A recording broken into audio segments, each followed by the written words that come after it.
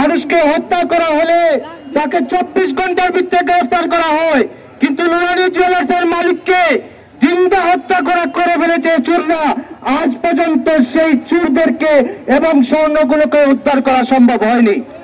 Police commissioner মহোদয় আশ্বস্তের কারণে আমরা 20-22 দিন অপেক্ষা করেছি। আজকে জুয়েলারি সমিতির ব্যানারে হয়তো মানববন্ধন হয়েছে, কিন্তু সেই জুয়েলারি সমিতির সাথে বিভিন্ন ব্যবসায়ী সংগঠন যেমন বাংলাদেশ দোকান মালিক সমিতি, সিলেট জেলা মহানগর ব্যবসায়ী ঐক্য কল্যাণ পরিষদ সহ বিভিন্ন মার্কেটের ব্যবসায়ী সমিতির নেতৃবৃন্দ এখানে এসেছেন। শুধু নেতৃবৃন্দরা এসেছেন, অন্যান্য মার্কেটের ব্যবসায়ীরা আসেন নাই। যদি আজকে এই মানববন্ধনে সব ধরনের ব্যবসায়ীরা আসতেন, তাহলে আমার মনে হয় সিলেট শহর ক্লাস হয়ে যেত, সিলেট শহর বন্ধ হয়ে যেত।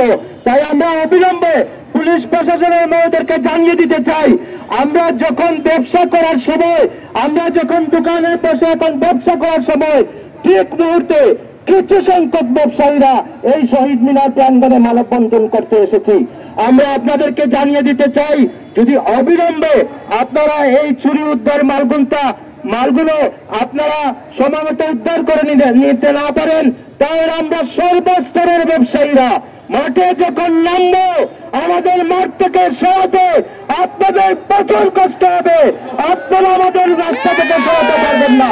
তাই আমি আপনাদেরকে বলে দিতে চাই, আমরা ট্যাক্স দেই, আমরা ভোট দেই, আমাদেরকে সুরক্ষার দায়িত্ব এদেশের প্রশাসনের।